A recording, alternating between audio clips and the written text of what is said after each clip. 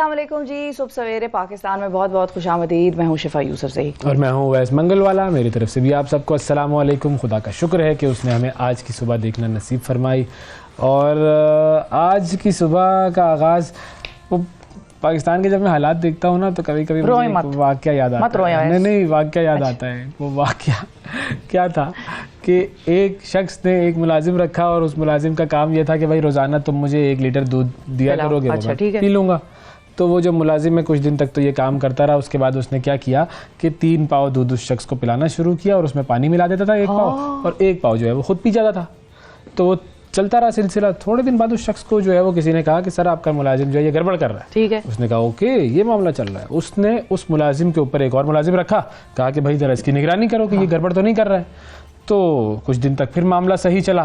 اس کے بعد وہ جو دونوں ملازم تھے وہ آپس میں مل گئے. ان دونوں نے 1 پاؤ پینا شروع کر دیا. اس کو جو ہے وہ باقی 2 پاؤ آدھا کلو سے دودھ تھا وہ دینا شروع کر دیا اور باقی آدھا اس میں پانی ملا دیتے تھے. تھوڑے دن تک یہ سلسلہ چلتا رہا. پھر اس کو کسی نے بتایا کہ سر معاملہ یہ ہو رہا ہے. اس نے کہا اوکے گڑبڑ ہو رہی ہے. اس نے ایک اور ملازم رکھا اور اس نے کہا کہ ان دونوں کے اوپر نظر رکھو. تو جب نظر رکھنے کے لیے رکھا معاملہ اس نے, تو کچھ دن تک معاملہ صحیح چلتا رہا. پھر وہ تینوں ملازم آپس میں مل گئے. 1 پاؤ تینوں پی جاتے تھے اور 1 پاؤ دودھ بچتا تھا اس میں 3 پاؤ پانی ملا کے اس کو دے دیتے کہ سر پی لیجئے آپ. کچھ دن تک یہ سلسلہ چلتا رہا. پھر اس کو کسی نے کہا سر آپ آنکھیں کھولیں آپ کے ساتھ گیم ہو رہا ہے. اس نے کہا اچھا. ایک اور ملازم رکھا اس نے کہا بھائی ایک اور ہوگا تو ان تینوں کے اوپر نظر رکھ لے گا. ٹھیک ہے. وہ نظر رکھنے کے لیے آیا. کچھ دن تک معاملہ صحیح چلا. اس کے بعد ان چاروں نے مل کر سوچا کہ بھائی 1 پاؤ دودھ ہم پی جائیں گے. اور اب جب وہ چاروں 1 پاؤ دودھ پی گئے, انہوں نے کہا بھائی اب کیا کریں, اب تو پانی ہی بچا ہے. میں کہا طریقے بہت بھائی, مسئلہ کوئی نہیں ہے. صحیح ہے. وہ جب سو جاتا وہ شخص تو وہ دودھ کی ہلکی سی جو ملائی ہوتی ہے نا وہ یہاں لگا دیتے اس بندے کے. تو وہ صبح اٹھ کے کہتا کہ بھائی مجھے تم لوگوں نے کل دودھ نہیں پلایا. تو کہتے سر کیا بات کر رہے ہیں, یہ دیکھیں آپ کے یہاں پہ نشان لگا ہوا, آپ نے دودھ پیا ہے. تو وہ کہتا اچھا مجھے تو یاد ہی نہیں. کہتے سر یہ دیکھیں ثبوت آئینہ دیکھیں اس میں دیکھیں یہ لگا ہوا ہے, مطلب ہم جھوٹ تھوڑی بولیں گے آپ سے, ہم آپ کے ملازم ہیں. تو یہ کرتے تھے وہ اس کے ساتھ. تو اب آپ خود اندازہ لگا لیں کہ وہ جو شخص جس کو دودھ پلانا تھا اس کے ساتھ اس کے ملازموں نے کیا کیا. وہ شخص کون ہے, اس کے ملازم کون ہے, یہ آپ لوگ خود سمجھدار ہیں. میں کچھ کہوں گا تو شکایت ہوگی, کوئی ضرورت نہیں کوئی باتیں کرنے کی. آگے بڑھیں. بالکل آگے بڑھتے ہیں. اور آج کے پروگرام کا بھی آغاز ظاہر ہے ملازموں اور خدمت گزاروں کی قصے سے ہوا. لیکن ہم آگے بڑھتے ہیں پروگرام میں, اور دعا روزانہ کی بنیاد پر ہم آپ کو بتاتے ہیں کہ نبی اکرم صلی اللہ علیہ وسلم کی جو دعا ہے ان دعاؤں میں ہمارے لیے زندگی کے سلیقے اور قرینے تو چھپے ہوئے ہی ہیں, اور ان میں بہترین بتایا گیا ہے الفاظ کا چناؤ. بہترین جامع دعائیں ہیں کہ کوئی چیز اگر اللہ میاں سے مانگنی ہے, اللہ تعالیٰ سے مانگنی ہے, تو ان دعاؤں سے بہتر دعا جو ہے وہ کوئی ہوتی نہیں سکتی. اچھا اب بارش کا چونکہ سیزن چل رہا ہے, کل بھی کوئٹہ میں شدید بارش ہوئی ہے, شدید طوفان تھا وہاں پر بھی. کراچی میں بھی کچھ علاقوں میں بارش ہوئی ہے. یہاں ہم انتظار کرتے رہے اسلام آباد میں, مگر بارش نہ ہوگی میرا خیال ہے. اب یہ ہونا تو ہے. اب کل ہم نے جو دعا دیکھی تھی حضور صلی اللہ علیہ وآلہ وسلم کی وہ تھی بارش کی دعا. لیکن جب گرج چمک کے ساتھ بارش ہو رہی ہو تو گرج چمک کو دیکھتے ہوئے حضور صلی اللہ علیہ وآلہ وسلم نے ایک اور دعا فرمائی تھی. اور ہمیں بھی چاہیے کہ ہم یہ دعا جب بھی گرج چمک کے ساتھ بارش ہو تو ہم بھی یہ دعا مانگیں. بالکل. اب آگے بڑھتے ہیں اور آگے بڑھ کے ہم چلتے ہیں سیرت رسول صلی اللہ علیہ وآلہ وسلم کی طرف. سیرت رسول صلی اللہ علیہ وآلہ وسلم میں آج ہم نے جو معاملہ چنا ہے حضور صلی اللہ علیہ وآلہ وسلم کا, وہ یہ کہ حضور صلی اللہ علیہ وآلہ وسلم جیسا کہ ہم کہتے ہیں کہ جی رحمت للعالمین تھے, یعنی تمام جہانوں پر رحمت بنا کر بھیجے گئے تھے. اس تمام جہانوں میں چرند پرند انسان جانور سبھی آ جاتے ہیں. بالکل. پھر انسانوں میں بھی کوئی ایسی تفریق نہیں ہے کہ رحمت للمسلمین یا رحمت لل جو ہے وہ رب المسلمین. ہاں رب المسلمین بھی نہیں ہے. اللہ تعالیٰ کی طرف سے بھی یہی پیغام ہے کہ وہ کافروں کو بھی رزق جاتا ہے, جو مسلم ہیں غیر مسلم جو نہیں مانتے خدا کو انہیں بھی وہ رزق دیتا ہے, جو اس کے کلام کو جو ہم مانتے ہیں اور جھٹلاتے ہیں ان کو بھی ملتا ہے. جو جس نے قرآن کریم کی بے حرمتی کی جلایا قرآن کریم اس کو بھی رزق وہی مالک دے رہا ہے. تو وہ تو دینے والا ہے, ہماری اپنی حرکتیں ہیں جس پر اور رحمتیں بھی اس ہستی کی بہت ہیں اور سب پر ہی ہیں. بالکل ایسا ہی ہے. تو آج ہم بات کریں گے کہ حضور اکرم صلی اللہ علیہ وآلہ وسلم کافروں پر بھی رحمت تھے, اور وہ رحمتوں کے کچھ معاملات ہم آپ کے سامنے پیش کرتے ہیں. اور ایک آیت ہے سورہ انفال کی جس میں حضور صلی اللہ علیہ وآلہ وسلم کے حوالے سے فرمایا گیا ہے کہ اور خدا ان کو عذاب نہ کرے گا جب تک آپ ان میں ہیں. یعنی کہ وہ قوم جو نافرمان ہو جائے اس پر بھی چونکہ آپ اس وقت موجود ہیں ان میں تو عذاب نہیں آئے گا. تو ایک تو یہ قرآن میں اس بات کی بڑی اہم دلیل آ گئی. پھر دوسری چیز کچھ واقعات ایسے ملتے ہیں. حضور اکرم صلی اللہ علیہ وآلہ وسلم سے صحابہ کرام نے ایک مرتبہ عرض کیا یا رسول اللہ صلی اللہ علیہ وآلہ وسلم مشرکین پر آپ بد دعا کیجئے. تو حضور صلی اللہ علیہ وآلہ وسلم نے فرمایا کہ میں لعنت کرنے والا بنا کر نہیں بھیجا گیا ہوں, میں تو صرف رحمت بنا کر بھیجا گیا ہوں. بالکل آپ نے ان کو منع فرمایا کہ میں یہ کام نہیں کروں گا. بالکل. اچھا, حضرت طفیل بن عمر دوسی جو ہیں وہ ان کو رسول اللہ صلی اللہ علیہ وسلم نے قبیلہ دوس میں دعوت اسلام کے لیے بھیجا تھا. اچھا, وہ انہوں نے جب دعوت یا خدمت اقدس میں جب وہ حاضر ہوئے تو انہوں نے کچھ یوں عرض کی کہ قبیلہ دوس ہلاک ہو گیا کیونکہ انہوں نے نافرمانی کی اور اطاعت سے انکار کر دیا, آپ ان پر بددعا کریں. انہوں نے بھی یہ کہا اور پھر لوگوں کو گمان ہوا کہ آپ بددعا شاید کر دیں گے ان کے لیے, لیکن ایسا نہیں ہوا. حضرت محمد صلی اللہ علیہ وآلہ وسلم نے فرمایا کہ خدایا میں قبیلہ دوس کو ہدایت دے اور میں ان کے لیے بددعا نہیں کروں گا. انہوں نے بددعا نہیں کی اور ان کو ہدایت دے اور ان کو مسلمان کر دے. اچھا, پھر یہی معاملہ قبیلہ ثقیف کے ساتھ بھی ہوا. اس کے حوالے سے بھی کہا گیا کہ جی آپ بد دعا کریں, لیکن آپ صلی اللہ علیہ وآلہ وسلم نے ان کے لیے بھی دعا فرمائی کہ یا اللہ ان کو ہدایت دے. پھر طائف کا واقعہ جو سب سے مشہور واقعہ ہے اس میں انہوں نے بد دعا نہیں کی.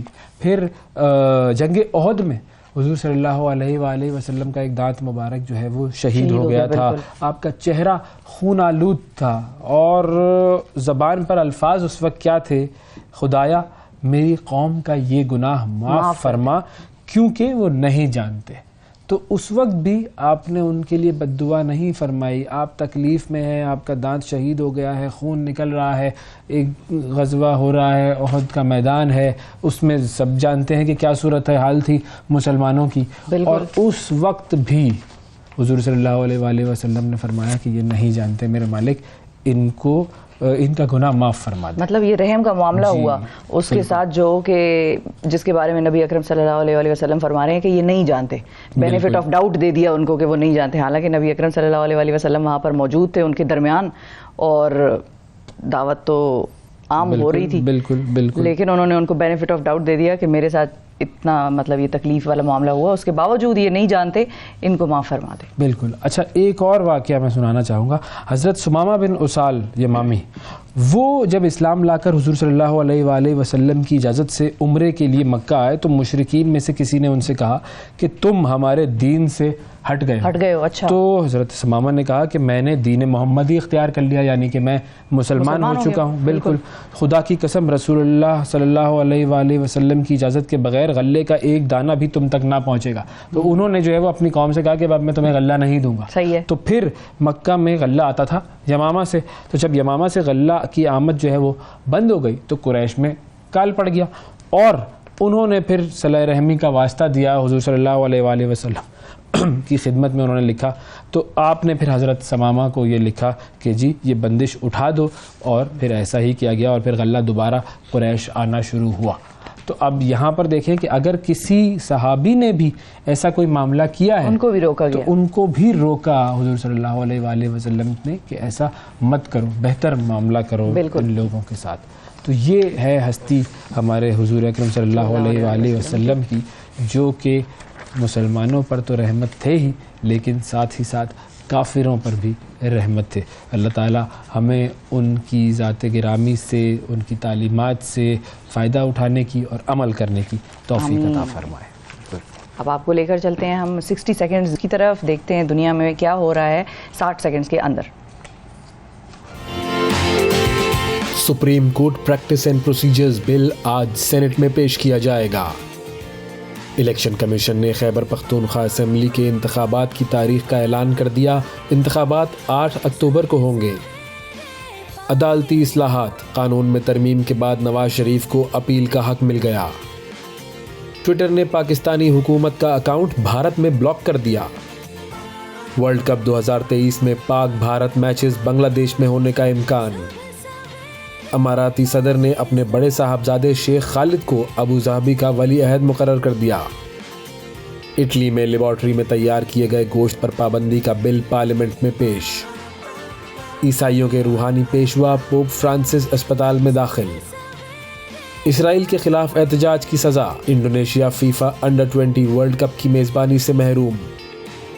اور آذربائیجان نے اسرائیل میں اپنا سفارت خانہ کھول دیا. جی تو یہ تو تھی جی 60 سیکنڈز کی خبریں. 60 سیکنڈز میں دنیا میں کیا ہو رہا ہے دیکھ لیں, دنیا میں کیا کیا ہو رہا ہے. بالکل بہت کچھ ہو رہا ہے. آذربائیجان نے اسرائیل میں سفارت خانہ کھول لیا. بالکل. اب لوگ مثالیں بنا کے پیش کریں گے, دیکھو انہوں نے بھی تو کر لیا. نہیں, مثالیں بنا کے پیش کریں گے. اور اب ہم یہ بھی ابھی تک تو خیر ہمارا ان کے ساتھ تو ایک بہت اچھا قریبی معاملہ تھا, اور پاکستان آذربائیجان کے ساتھ ابھی بھی ہے, آگے بھی چلے گا. لیکن یہ ہے کہ پاکستان ان چند ممالک میں شامل تھا جو ان کو آرمینیا, وہ جو ناگورنو کاراباخ کا ان کا تنازع ہے زمین کا, اس میں آرمینیا کو کنڈیم کرتا تھا اور آذربائیجان کے ساتھ تھا. اب بس چلتا رہے گا اس طرح, چلے گا. ہر ایک کا اپنا مسئلہ ہے, وہ اپنے حساب سے سوچے, ہم اپنے حساب سے سوچیں گے. بھائی ایک تو یہ ناگورنو کاراباخ کا جو نام آپ کو یاد ہوا ہے نا, سب سے ہر دفعہ آپ آذربائیجان کے ذکر میں یہ اپنی علمیت جھاڑتی ہیں. ناگورنو کاراباخ, بھائی بڑا ان کو پتا ہے ویسے آذربائیجان کا, ایسے ہی نا, بڑی مشکل سے میں نے یاد کیا ابھی. کاراباخ, اچھا کچھ لوگ اس کو ناگورنو نہیں کہتے, وہ بھی وہ area, Nagorno is also an area اور کاراباخ بھی ایک علاقہ ہے, تو وہ اس کو ملا کے جو ہے وہ جس طرح جموں کشمیر, تو وہ جموں اور کشمیر کو ملا کے جموں کشمیر والا اس قسم کا ان کا معاملہ ہے. اور کوئی معلومات ہے وہ بھی بتا دیں. میرا بس اتنا ہی ہے. اسرائیل کے جھنڈے وہاں پر بھرپور لگے ہوتے تھے, اور کہیں ان کے کوئی ایسے گورنمنٹ آفیسز تھے جہاں پر 5-7 جھنڈے لگے ہیں مختلف ممالک کے, ان کے دوست ممالک کے, تو اس میں ترکی, اسرائیل, پاکستان, یہ سب تینوں اکٹھی لائن میں لگے ہوتے تھے. تو یہ تھا معاملہ. چلے جی خبروں کی طرف, بھائی بتائیں کیا صورتحال ہے خبروں کی طرف. صورتحال یہ ہے کہ ایک اسٹیٹمنٹ سنوانا چاہ رہے ہیں پہلے آپ کو, اس کے بعد ہی اس خبر کی سینس بنتی ہے. اسٹیٹمنٹ ہے وہ اسٹیٹمنٹ ہے جی مریم نواز صاحبہ کا, اور پرانا اسٹیٹمنٹ ہے لیکن مشہور ترین ان کے جملوں میں سے ایک ہے جو آج تک استعمال بھی ہوتا ہے مختلف ریفرنسز کے لیے بھی اور ان کو یاد کرنے کے لیے بھی. اور اب اس کے بعد ہوا یہ ہے کہ ایسٹس کی ڈکلیریشن ہوئی ہے. چونکہ مریم نواز صاحبہ الیکشن لڑنے کے لیے تیار ہیں, جلد سے جلوس بھرپور کر رہی ہیں, تو انہوں نے اپنے کاغذات نامزدگی جمع کرائے تھے الیکشن کمیشن آف پاکستان میں.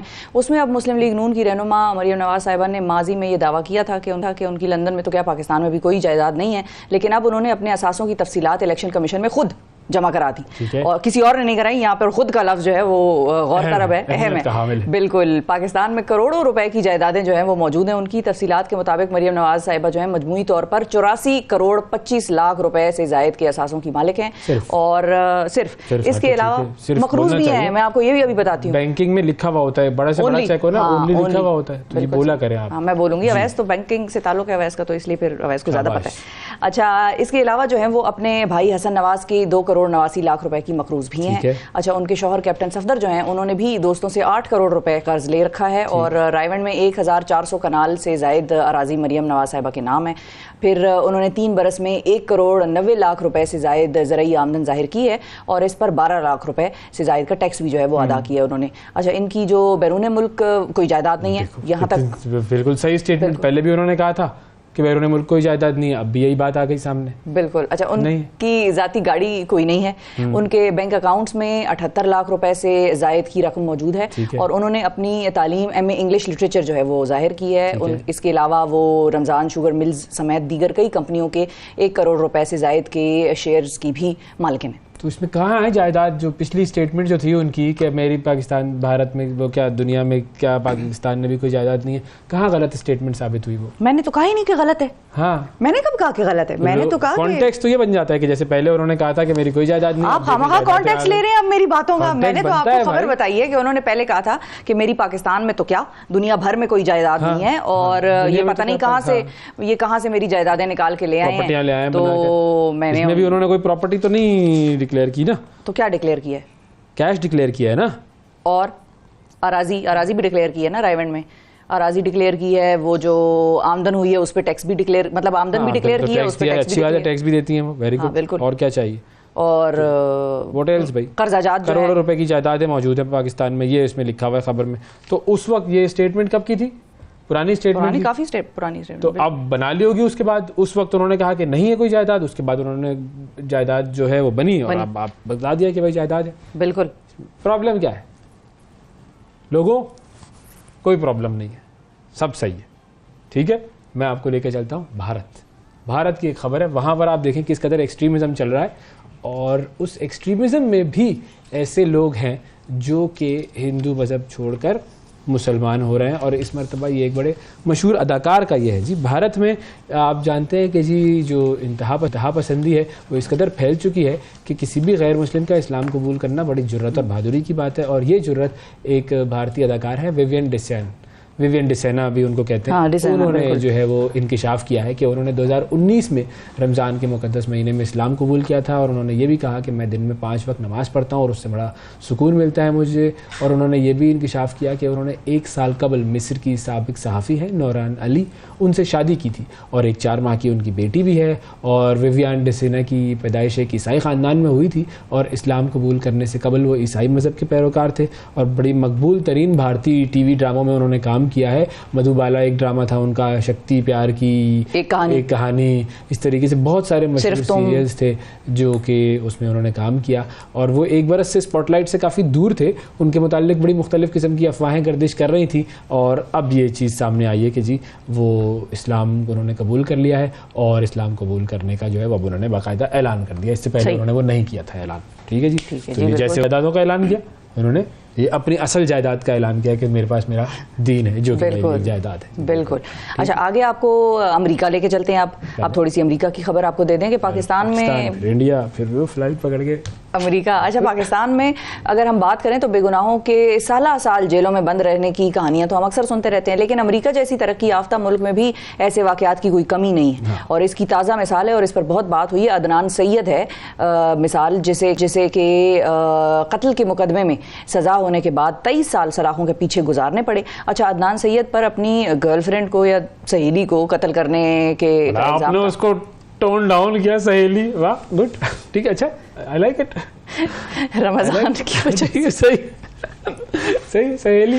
اچھا سہیلی تو ہو سکتا ہے سہیلی نا. اچھا ادھر گرل فرینڈ کا ایک ہی مطلب لیتے ہیں, ادروائز تو لڑکی بھی اپنی سہیلی کو جب انٹروڈیوس کبھی کراتی ہے باہر کے ملکوں میں تو وہ بھی کہتی ہے شی از مائی گرل فرینڈ. وہ والا گرل فرینڈ الگ ہے, اس واقعے میں وہ کانٹیکسٹ الگ ہے. ٹھیک ہے, وہ اس کی گرل فرینڈ تھی. ٹھیک ہے ہاں, اور بڑی قربت والا معاملہ تھا ان کا, لیکن فرینڈ کو قتل کرنے کا ان پر الزام تھا. یہ واقعہ 1999 میں ہوا تھا جس میں عدنان نے اپنے بے گناہ ہونے کا اصرار کیا رکھا, لیکن عدالت نے اسے قتل, ڈکیتی اور اغوا جیسے الزامات کے تحت عمر قید کی سزا سنا دی تھی. اچھا گزشتہ برس ہوا یہ کہ 20 ستمبر کو نئی شہادتیں سامنے آنے کے بعد عدالت نے ان کی سزا جو ہے وہ ختم کر دی تھی, لیکن اب اس کہانی میں ایک نیا موڑ آ گیا ہے, اور میری لینڈ کی عدالت نے حکم دیا ہے کہ عدنان کی سزا ختم ہونے کے فیصلے کی تحریک جب پیش کی گئی تھی تو اس وقت مقتولہ کا بھائی جو ہے وہ سماعت میں موجود نہیں تھا, جس سے اس کے حقوق متاثر ہوئے. اور اب ہوا یہ ہے کہ عدالت نے فیصلہ دیا ہے کہ عدنان سید کی سزا بحال کی جاتی ہے. عدالت نے حکم دیا ہے کہ ان کی سزا ختم کرنے کے لیے جو تحریک ہے وہ دوبارہ سماعت کی جائے گی اس پر, اور اس موقع پر مقتولہ کا بھائی اس کی موجودگی کو یقینی بنایا جائے. تاہم وہ نہیں تھا اس وقت. یہ دس میک سینس کہ وہ ہونا چاہیے, اس کو ہونا چاہیے تاکہ وہ بھی اپنے جو شواہد ہیں یا جو بھی اس کے اعتراضات ہیں, کنسرنز ہیں, وہ کورٹ کے سامنے رکھے. اور وکیل کا کہنا یہ تھا کہ انہیں دوبارہ, عدنان سید کے جو وکیل ہیں انہوں نے یہ کہا کہ ان کو دوبارہ جیل بھیجا جائے گا, اور ہمیں امید ہے کہ دوبارہ سماعت کے بعد بھی ان کی سزا جو ہے وہ ختم ہی ہو جائے گی. ابھی ان کو جیل نہیں بھیجا جا رہا, لیکن یہ کہ دوبارہ سماعت ہوگی تو اس وقت پھر فیصلہ کر لیں گے, تو وہ کہیں گے کہ جی یہ اب امید تو ان کی ہے کہ جیسے جو ہے وہ سزا ان کی ختم ہو جائے. لیکن دیکھیے یہ اتنا پرانا مقدمہ ہے, چلتا جا رہا تھا, اور چلتے جانے کے بعد اب پہلے اس کا فیصلہ آیا ستمبر میں پچھلے سال, تو ہم نے اپنے پروگرام میں اس وقت بعد بریک بھی کی تھی کہ جی یہ ہوا ہے. بالکل, اور کیس کے بارے میں پورا ہم نے ایک سیگمنٹ کیا تھا, ڈیٹیل کہ یہ ہوا کیا, یہ معاملہ آیا ہے اس کا, تو یہ بھی معاملات وہاں پر بھی ایسے چلتے رہتے ہیں. اچھا جی, اب یہ تمام معاملات ایسے ہو رہے ہیں کہ میں آ گیا ہوں تنگ, اور میں نے سوچ لیا کہ بس آپ چلے جائیں, اب میں دنیا چھوڑ دوں گا. جی اچھا ہاں, مطلب دنیا چھوڑ دوں گا مطلب یہ نہیں ہے کہ میں اپنے آپ کو ختم کر لوں گا. آئیڈیا آیا ہے, آئیڈیا کس طریقے سے آیا ہے کہ مریخ پر زندگی کا آغاز ہو رہا ہے. یہ آپ کو شاید نہیں پتا ہو, سائنسی خبر ہے, بڑے دنوں کے بعد میں لے کر آیا ہوں. جی سائنسی خبر ہے, اور اب جو ہے وہ سائنسی خبر ایسی آئی ہے کہ آپ سب حیران رہ جائیں گے. وہ جو کہتے ہیں نا کہ انسان نئی بستیاں تلاش کر رہا تھا, مارس پر پہنچنے کی بات ہو رہی تھی, چاند پر پہنچنے کی بات ہو رہی تھی, وہاں پر پانی زندگی کی سارے معاملات طے ہو جاتے. اب مریخ جو ہے وہ انسان کی میزبانی کے لیے تیار ہے, اور ناسا نے زمین پر مریخ جیسا مصنوعی ماحول تیار کرنا شروع کر دیا ہے, جہاں اس سال جون میں 4 خلا بازوں کو بھیجا جائے گا, اور وہ 1 سال تک وہاں پہ رہیں گے. ठीक है जी। अच्छा जी बिल्कुल बिल्कुल। छुट्टी वुट्टी मिल सकती है उनको? छुट्टी वुट्टी मिल सकती है उनको? वापस आएंगे जाएंगे उसमें इतना टाइम लग जाएगा, छुट्टी तो खत्म हो नहीं जाएगी। तो ये तो एक वो वाली है ना, मतलब ये कहाँ जा कहाँ रहे हैं? ये 3D प्रिंटर से तैयार करदा ये जगह है और उसमें सबके लिए अलग अलग रिहायशी कमरे होंगे, एक किचन, 2 वॉशरूम और इसके अलावा काम और तफरी वगैरह के लिए अलग अलग जगह बने होंगी। 4 अफराद स्पेस वॉक, रोबोट्स को चलाने, फसलें उगाने समेत कई काम करेंगे और इन तमाम लोगों को मुसलसल निगरानी में रखा जाएगा और देखा जाएगा कि मरीख पर इंसानों को कौन से मसाइल दरपेश होते हैं और इनकी सेहत और जिस्म पर उसके क्या असरात होंगे। और नासा जो है वो बेसिकली इस किस्म के 3 मिशंस पर काम कर रहा है। दूसरा मिशन 2025 और तीसरा 2026 में शुरू किया जाएगा और इसके बाद मरीख पर इंसानों को बसाने की तैयारियां जो है वो मुकम्मल हो जाएंगी। अच्छा, लेकिन बेसिकली ये फैसिलिटी तो इसी दुनिया में ही पाकिस्तान में बना रहे हैं, इधर नहीं, इसी दुनिया में बना रहे हैं, काला शाह काकू के पास। अच्छा नहीं, हमने भी तो भेजना था वो नासा वाला, वो कहाँ गया हमारा अपना? इस नासा में वो हमने भेजना चांद था, पे भेजना था हमने, चांद पे। हाँ। मून मिशन था पाकिस्तान का, जी, जो कि मून ना अब नजर आया और ना ही वो, बस चलो खैर आगे बढ़ते हैं। तो आपको भी अगर रहना है तो रह लें, वरना ये कि ब्रेक ले लें। नहीं, मुझे तो वैसे एतराज है, हम दुनिया में क्या कर रहे हैं उन हरकतों को हम देख नहीं रहे हैं। पहले इसको बेहतर बनाएं जिस बस्ती में हम रहते हैं, उसके बाद अगली बस्तियां बसाएंगे यार जाके। तो वक्फा ले लेते हैं, इसके बाद मैंने तो इधर अपना इख्तलाफी नोट दे दिया ये और अब इसके लेते हैं वक्फा, वक्फे के बाद दोबारा मिलते हैं। सुबह सवेरे पाकिस्तान, सुबह सवेरे पाकिस्तान, सुबह सवेरे पाकिस्तान। हमारा एक बड़ा ही खास सेगमेंट है जो कि लोगों के भी दिलों के इंतहाई करीब होगा। ये आज से शुरू हो रहा है लेकिन ये करीब आ जाएगा।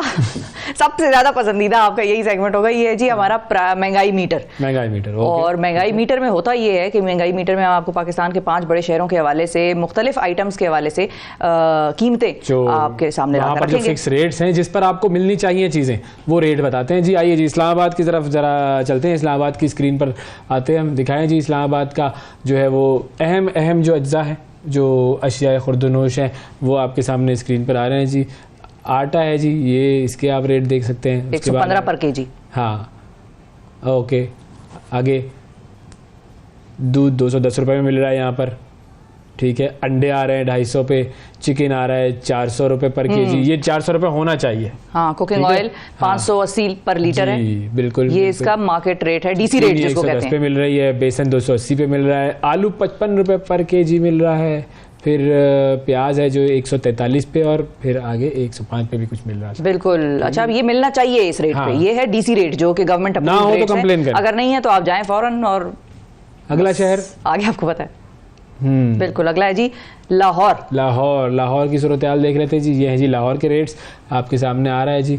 लाहौर का मामला, लाहौर के जो लोग हैं वो इन अशिया की ख़रीदारी कर सकते हैं इस तरीके से। इसमें आपको आटा, दूध, अंडे, चिकन, कुकिंग ऑयल, इन सब के रेट नज़र आ रहे हैं। ये देखें, ये तो मेरे ख्याल में ये जी सही, ये सारे रेट्स आपके सामने आ रहे हैं। बिल्कुल ओके, लाहौर के, ठीक है। आटा, दूध, अंडे, चिकन, कुकिंग ऑयल।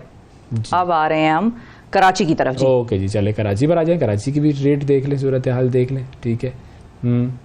ओके, अच्छा, कराची का मामला ये है कि वहाँ पर भी जो ख़रीदारी करने जाते हैं लोग, तो उनको डीसी रेट्स वाले सिलसिले को जो है वो रेट पे कोई चीज़ मिलती नहीं है। बिल्कुल, वो लिस्ट लगी हुई होती है अक्सर दुकानों वो तो बड़ा एहतजाज हो रहा है ना। कामरान टेसोरी साहब भी कह रहे हैं डीसीओ ने काम नहीं करना। तो ये देखें जी, कराची के ये रेट्स चल रहे हैं, ठीक है जी। अच्छा, कराची के बाद किस शहर में जा रहे हैं हम? तो कराची के बाद हम जा रहे हैं पेशावर की तरफ। पेशावर के रेट्स देख लेते हैं, पेशावर में क्या सूरत हाल है। जिस जगह के डीसी काम कर रहे होंगे पता चल जाएगा आपको। पता चल जाएगा, बिल्कुल। और आप हमें अपना फीडबैक भी दीजिएगा हमारे सोशल मीडिया पेजेस पर। नंबर मोबाइल का हमारे सोशल मीडिया पेजेस पर चल रहा है, उस पर आप हमें फीडबैक भी दीजिएगा। अच्छा जी, पेशावर में हैं हम और आटा 170 फी केजी पेशावर में है। कोयटा की तरफ चले जी, कोयटा की स्क्रीन भी दिखा देते हैं आपको, कोयटा के रेट्स, ठीक है। वहाँ पर क्या सूरत हाल चल रही है, कंपैरिजन भी आप कर सकते हैं इन रेट्स को देखकर कि किस किस शहर में क्या क्या आइटम कितने का मिल रहा है। बिल्कुल। तो ये अच्छा, कोयटा में आटा 145 है, दूध 200 फी लीटर, 240 पर दर्जन जो है अंडे। तो अंडे कोयटा से लेकर आ जाते हैं मेरे ख्याल में। हाँ बिल्कुल। चले, تو یہ تھا جی ہمارا مارکیٹ میٹر. اس کو مارکیٹ میٹر کہنا چاہیے یا مہنگائی میٹر کہنا چاہیے؟ مہنگائی کو میٹر کر رہے ہیں, مارکیٹ کو تو میٹر نہیں کر رہے نا, مارکیٹ پرائس میٹر کر رہے ہیں, مارکیٹ کو مانیٹر کر رہے ہیں. بالکل مارکیٹ مانیٹرنگ چل رہی ہے بھائی ہماری ادھر. ہمیں بھی ڈی سی لگا سکتے ہیں ویسے ہی, ہے نا, صحیح بات ہے, بالکل لگا سکتے ہیں ہم. جو ہے وہ آنرری وہ جس طرح بنا رہے ہیں لوگوں کو A S P D S P, تو ہمیں بھی وہ کر سکتے ہیں. بالکل صحیح. اچھا ایک کام یہ کرتے ہیں کہ ایک چھوٹا سا وقفہ لیتے ہیں, وقفے کے بعد جب ہم حاضر ہوں گے تو مزید اپنے پروگرام میں کچھ اور سیگمنٹس ہیں ان کی طرف چلیں گے. ملتے ہیں ایک چھوٹے سے بریک کے بعد. صبح سویرے پاکستان, صبح سویرے پاکستان, صبح سویرے پاکستان.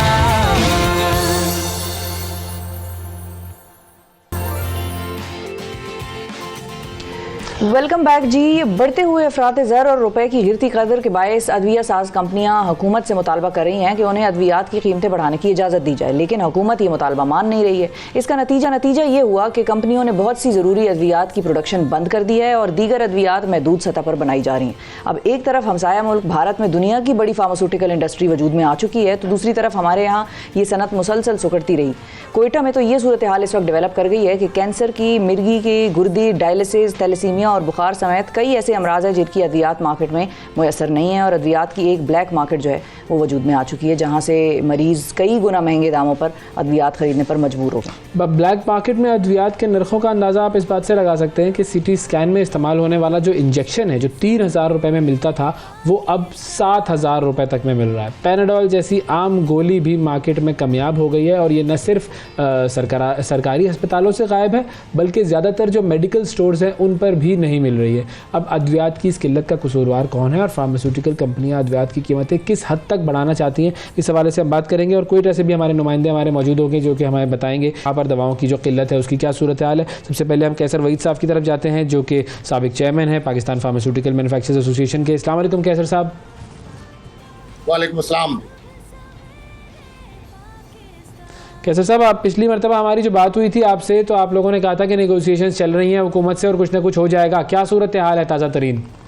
سب سے پہلے تو بہت شکریہ 92 چینلز کا کہ اس بڑے اہم موقع پر عوام کا جو مسئلہ ہے, مریضوں کا جو مسئلہ ہے, اسپتالوں کا مسئلہ, اس موضوع پہ آپ نے ایک بہت اہم پروگرام آج کر رہے ہیں. دیکھیں جی, مسئلہ یہ ہے کہ جب 1976 میں ڈرگ ایکٹ بنا تو اس وقت کمیونزم اور سوشلزم کا زمانہ تھا اور کنٹرول کا زمانہ تھا کہ ہر چیز سرکار کنٹرول کرے, نیشنلائز کرے ہر چیز کو, تمام اکنامک ایکٹیویٹی نیشنلائز ہو گئی تھی. اسی طرح جب ڈرگ ایکٹ کا کانسیپٹ آیا تو انہوں نے سیکشن 12 ڈرگ ایکٹ میں ڈال دی جس میں امپاور کر دیا فیڈرل گورنمنٹ کو یعنی وفاقی حکومت کو کہ ادویات کی قیمتوں کا تعین وہ کرے گی. دنیا میں ادویات کی قیمتوں کا تعین متعلقہ ادارے کرتے ہیں, ریگولیٹری باڈیز کرتی ہیں یا اویلیبلٹی, کیونکہ وہ ٹیکنیکل لوگ ہوتے ہیں. حکومت میں یا کابینہ میں جو وزراء حضرات ہوتے ہیں ان کا ادویہ سازی سے یا ادویات کے کاروبار سے کوئی تعلق نہیں ہوتا, نہ ان کی نالج ہوتی ہے. اس وجہ سے یہ شعبہ پاکستان میں جب کابینہ کے اندر آیا تو اس سے یہ پاکستان میں نہ دوا سازی پاکستان کی ترقی کر رہی ہے, نہ لیٹسٹ ٹریٹمنٹ جو دنیا میں نیچر ایجادات ہو رہی ہیں مریضوں. ٹھیک ہے سر, یہ بیک گراؤنڈ ہو گیا. مجھے صورتحال بتائیں اس وقت کا, مجھے ذرا سمجھا دیں گے کہ اب آپ کا اور حکومت کا جو معاملہ ہے وہ کہاں تک پہنچا ہے اور ڈیڈ لاک کہاں پر ہے؟ کئی اداروں نے وہ ادویات بنانا بند کر دی ہیں جن کے را مٹیریل مہنگے ہو چکے ہیں, یعنی بنیادی اجزاء مہنگے ہو چکے ہیں, کاسٹ آف ڈوئنگ بزنس بہت بڑھ گیا ہے. اس کی وجہ سے انہوں نے, اس کی وجہ سے مارکیٹ میں ایک ہم بہت اس معاملے میں کنسرن ہے ایز پاکستان فارماسیوٹیکل مینوفیکچرنگ ایسوسی ایشن یا ادویہ ساز ادارے کہ پاکستان کے عوام. ٹھیک ہے سر. اچھا سر, میں آپ کو 1 منٹ کے لیے روکوں گا. فضل, ہمارے جو نمائندے ہیں فضل طواب صاحب کوئٹہ سے, وہ ہمارے ساتھ موجود ہیں. جی فضل بتائیے, کوئٹہ میں جو دوائیں اس وقت ناپید ہیں وہ کون سی ہیں؟ دیکھیے اس طرح ہے کہ کوئٹہ میں صورتحال جو ادویات کی قلت کے حوالے سے ہے وہ انتہائی اب ناگفتگو ہو چکی ہے، صورت بدن گمبھیر ہوتی جا رہی ہے، اور خاص طور پر جو بنیادی ادویات ہے بخار کی، کینسر کی، اور اس کے علاوہ جو شوگر کی ہے اور گردے کے ڈائلیسس کے لیے جو انجیکشن استعمال ہوتے ہیں، اور جو دیگر اینٹی بایوٹک انجیکشنز ہے، جو بنیادی انجیکشن ہے اور ادویات ہے، وہ اس وقت مارکیٹ میں ناپید ہو چکی ہے، صورتحال جو ہے وہ گمبھیر ہو گئی ہے۔ جہاں تک سرکاری اسپتالوں کی اگر میں وہاں پہ صورتحال بتاؤں تو سرکاری اسپتالوں میں بھی ادویات ختم ہو چکی ہے، اور وہاں پر بھی چھٹ جو ہے وہ مریضوں کو لکھ دی جاتی ہے کہ پرائیویٹ میڈیکلز جو ہے وہ جا کے خرید لیجیے۔ جب پرائیویٹ میڈیکل پہ جو نجی میڈیکل سٹور ہے وہاں پر بھی جب مریض جاتے ہیں تو وہاں پر بھی ادویات دستیاب نہیں ہوتی ہیں، خاص طور پر جو شوگر کی ادویات ہے، اور پیناڈال جو ہے وہ بالکل مارکیٹ میں اس وقت جو بخار کے لیے استعمال ہوتی ہے پیناڈال ٹیبلٹ وہ بالکل مارکیٹ میں ناپید ہو چکی ہے۔ اس صورتحال میں بلیک میں جو ہے یہ وجوہات جو ڈاکٹرز ہے جو ماہر طب ہیں ان سے جب ہم نے بات کی تو ان کا یہی کہنا ہے کہ جو کمپنیز ہیں ان کی جانب سے ریٹس کو بڑھایا جا رہا ہے، جس پر گورنمنٹ جو ہے ان کے ساتھ راضی نہیں ہو رہی ہے، جس کی وجہ سے جو اب انہوں نے جو ہے ریٹس اور عوام کیا کر رہے ہیں اب اس پر ادویات کو روک دیا ہے۔ عوام سے کوئی بات ہوئی آپ کی، وہ کیا کہتے ہیں، ان کا کیا ہے؟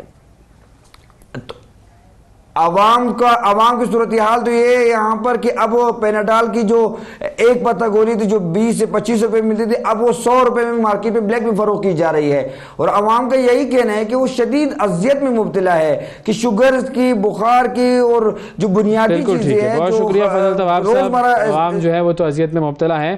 کیسر صاحب اب مجھے یہ بتائیے گا کہ یہ جو قلت ہو رہی ہے اس میں کون کون سی دوائیں آپ لوگ کس قیمت تک لانا چاہ رہے ہیں، کوئی ہمیں آئیڈیا دے سکتے ہیں کوئی مثالوں کے ساتھ؟ دیکھیں نہیں، میں سمپلی عرض کروں گا کہ ہم نے جو وفاقی حکومت کو فورس میجور کے لیٹر لکھے ہیں اس میں حکومت کو بتایا ہے کہ ہمیں 40% تک ادویات کی قیمتوں کا اگر تعین کرنے کا ایڈجسٹمنٹ کرنے کی اجازت نہ دی تو اس سے پاکستان کی فارما جو ادویات کی سپلائی چین ہے وہ متاثر ہو سکتی ہے۔ یہ ہم ان کو تقریباً 40 کے قریب کمپنیاں آلریڈی لیٹر لکھ چکی ہیں، 1000 کے قریب ہم خطوط ارسال کر چکے ہیں ڈرگ ریگولیٹری اتھارٹی کو، جس میں ہم نے مطالبہ کیا ہے کہ اگر 40% تک کی ایڈجسٹمنٹ نہ دی ادویات کی قیمتوں میں، جو کہ ڈالر کی پیریٹی ہے، انٹرنیشنل مارکیٹ میں مٹیریل کی کاسٹ بہت بڑھ گئی ہے، یوٹیلیٹی چارجز بہت بڑھ گئے ہیں، بنیادی تنخواہوں میں بہت اضافہ ہو چکا ہے، اس کی وجہ سے ہمارے لیے موجودہ حالات میں ادویہ سازی بہت مشکل کام ہے۔ تو سر کتنے پرسنٹ کسی دوائی میں اضافہ ہونا چاہیے، کیونکہ یہی ساری مسائل عوام کے بھی ہیں نا، اس نے بھی تو افورڈیبلٹی دیکھنی ہے اپنی جیب کی، تو اگر آپ لوگ بڑھا رہے ہیں، ٹھیک ہے آپ لوگوں کی فارماسیوٹیکل کی ریکوائرمنٹ ہے تو کتنے پرسنٹ بڑھنی چاہیے؟ جس طرح ہمارے رپورٹر بتا رہے تھے جو 3000 کی ہے وہ 7000 کی ہو گئی ہے۔ میں عرض کر رہا ہوں کہ ہم نے جو خطوط لکھی ہیں اس میں جو اس وقت پیریٹی چل رہی ہے ڈالر کی پاکستان روپی کے ساتھ، اور انٹرنیشنل کی مارکیٹ میں جو ٹرانسپورٹیشن کاسٹ بڑھ گئی ہے، سپلائی چین ڈسٹرب ہو چکی ہے، را مٹیریل کی قیمتوں کا میں بہت تازہ اضافہ ہو چکا ہے، اس کے لیے ہم نے 40% قریب 40% دواؤں کی قیمتوں میں ایڈجسٹمنٹ مانگی ہے، اور ہمارے ہارڈ شپ کے کیسز بھی اس وقت جو اکنامک کوارڈینیشن۔ شکریہ ادا کریں گے جی، قید صاحب بھی ہمارے ساتھ موجود تھے جی، پاکستان فارماسیوٹیکل مینوفیکچررز ایسوسی ایشن کے سابق چیئرمین۔ دواؤں کی قلت ہے، بلیک مارکیٹ ہے، اور اس پر کچھ نہ کچھ یقیناً فوری طور پر کرنا چاہیے۔ دیر ہو چکی ہے اس معاملے کو، کافی زیادہ جو ہے وہ ہم بار بار اس معاملے کو اٹھا چکے ہیں، لیکن یہ معاملہ ابھی تک جوں کا تو ہی ہے۔ وقفہ لیتے ہیں، وقفے کے بعد دوبارہ حاضر ہوں گے۔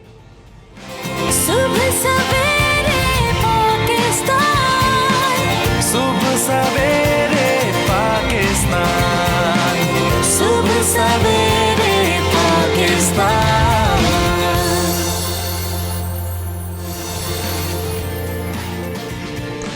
ویلکم بیک جی، صبح سویرے پاکستان میں ایک مرتبہ پھر خوش آمدید۔ کچھ دن پہلے ایک خبر ہمارے سامنے آئی، اور وہ خبر یہ تھی کہ ایک پولیس کیس تھا بیسیکلی، اور وہ اس پولیس کیس نے کیا کیا کہ ایک شخص کو رہا کیا۔ اب وہ رہا کیوں کیا؟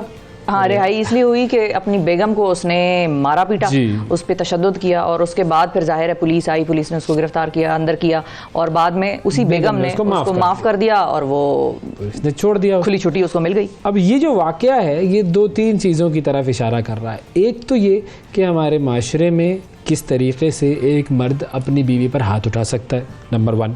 نمبر 2 یہ کہ جب وہ ظلم سہتی ہے وہ عورت، اس کے باوجود وہ معاف کر دیتی ہے. اور معاف کرنے پر کئی مرتبہ وہ مجبور بھی ہوتی ہوگی کہ وہ کہتا ہوگا کہ میں تمہیں طلاق دے دوں گا, تو مجھے نکلواؤ ادھر یا سے, پریشر تمہاری وجہ سے. سوسائٹی کا, گھر والوں بالکل. کا وغیرہ وغیرہ بہت ساری چیزیں, تو پھر وہ معاف کر دیتی ہے. اور تیسری چیز ہمارا قانون, جو کہ اس چیز کو دیکھتا ہے کہ اچھا ٹھیک ہے آپ نے مارا, اوکے اب آپ کو ہم نے پکڑ لیا ہے, اس نے معاف کر دیا, اب ہمارا کیس نہیں بنتا, ہمارا کیس ختم ہو گیا. اب ظاہر ہے قانون تو اسی طریقے سے ہوگا کہ اگر کسی نے معاف کر دیا تو قانون کے پاس کوئی جواز نہیں رہتا اس کو سزا دینے کا. لیکن اس پر دین اسلام کیا کہتا ہے, اس حوالے سے ہم بات کریں گے. سب سے پہلے ہم جائیں گے, ہمارے نمائندے ہیں کراچی کے فیاض یونس صاحب, ان سے اس واقعے کی تفصیل لے لیتے ہیں. السلام علیکم فیاض صاحب. وعلیکم السلام. بہت جی شکریہ فیاض فیاض صاحب. سب سے پہلے تو یہی واقعہ ذرا ایکسپلین کر دیجئے کہ کیا ہوا اور اب کیا صورتحال ہے. دیکھیے 4 روز قبل سوشل میڈیا پر ایک ویڈیو وائرل ہوئی تھی جس میں شوہر کو ٹک ٹاک میں اپنی اہلیہ پر تشدد کرتے ہوئے دیکھا جا سکتا تھا. سوشل میڈیا پر یہ ویڈیو کافی تیزی سے وائرل ہوئی, جس کے بعد کراچی پولیس چیف جاوید عالم اوڈو نے SSP ایسٹ کو احکامات دیے کہ فوری طور پر اس شخص کو حراست میں لیا جائے. سائٹ سپر ہائی وے پولیس نے PTV ہاؤسنگ سوسائٹی سے اس شخص کو حراست میں لیا. گوپال اس کا نام تھا, جس نے دوران تحقیقات بتایا کہ اس نے اپنی بیوی کو شک کی بنیاد پر ٹک ٹاک پر تشدد کا نشانہ بنانے کے بعد ویڈیو وائرل کی. جب اس کو حراست میں لیا گیا, پولیس کی جانب سے اہلیہ سونیا سے رابطہ کیا گیا اور ان سے کہا گیا کہ آپ اپنی مدعیت میں اس چیز کا مقدمہ درج کرائے کیونکہ انہوں نے آپ پر تشدد کیا ہے. اہلیہ نے مقدمہ درج کرانے سے انکار کر دیا. ان کا یہ کہنا تھا کہ میں اپنے شوہر کو معاف کرتی ہوں, میں ان کے ساتھ دوبارہ سے رہوں گی. پولیس نے شوہر سے جو ہے فوری کاغذی کارروائی کرنے کے بعد ان کو رہا کر دیا. کراچی پولیس میں اس وقت بھی 7 یونٹ بنے ہوئے ہیں جس میں child protection and women unit بنے ہیں, جہاں پر جتنے بھی بچوں اور خواتین پر جو تشدد کے واقعات ہوتے ہیں ان کو رپورٹ کیا جاتا ہے. یہاں پر خواتین پولیس افسران کو تعینات کیا گیا ہے کیونکہ ایسے واقعات میں خواتین سے بات کرتی ہیں تو اصل حقائق سامنے آتے ہیں. لیکن اس تمام تر تشدد کی ویڈیو اتنی زیادہ وائرل ہونے کے باوجود پولیس نے صرف لکھت پڑھت کر کے ہی جو شوہر ہے اس کو جانے کی اجازت دی. فیاض بھائی یہ بتائیے گا کہ کتنے اس طرح کے کیسز رپورٹ ہوتے ہیں جس میں شوہروں نے بیویوں پر تشدد کیا ہوتا ہے, کوئی اس کے اسٹیٹسٹکس, کوئی نمبرز ہمارے پاس ہیں؟ دیکھیں جو تشدد کے واقعات جو رپورٹ ہوتے ہیں وہ نہ ہونے کے برابر ہوتے ہیں کیونکہ اصل جو خواتین ہیں وہ تشدد کے بعد اگر ان پہ ہوتا ہے تو وہ سامنے نہیں لاتی, وہ ڈرتی ہیں کہیں ان کا گھر خراب نہ ہو جائے, وہ شوہر کے ساتھ ہی رہنے کو جو ہے ترجیح دیتی ہیں. پولیس کی جانب سے ان تمام تر واقعات کی روک تھام کے لیے ایک یونٹ بنایا گیا تھا جس میں خواتین افسران کو صرف اسی لیے تعینات کیا گیا تھا کہ اگر کسی خاتون پر تشدد ہوتا ہے تو وہ وومن پروٹیکشن یونٹ جائے, پولیس کے جو وومن افسران ہیں ان سے رابطہ کرے, ان سے اگر وہ فوری طور پر تحریری درخواست دے تو مقدمہ درج کرنے کے ساتھ ساتھ جو تفتیشی افسر ہے وہ بھی خاتون پولیس افسر کو تعینات کیا گیا تھا تاکہ ایسے واقعات کی روک تھام کی جا سکے. لیکن جو رپورٹنگ ہے وہ نہ ہونے کے برابر ہے.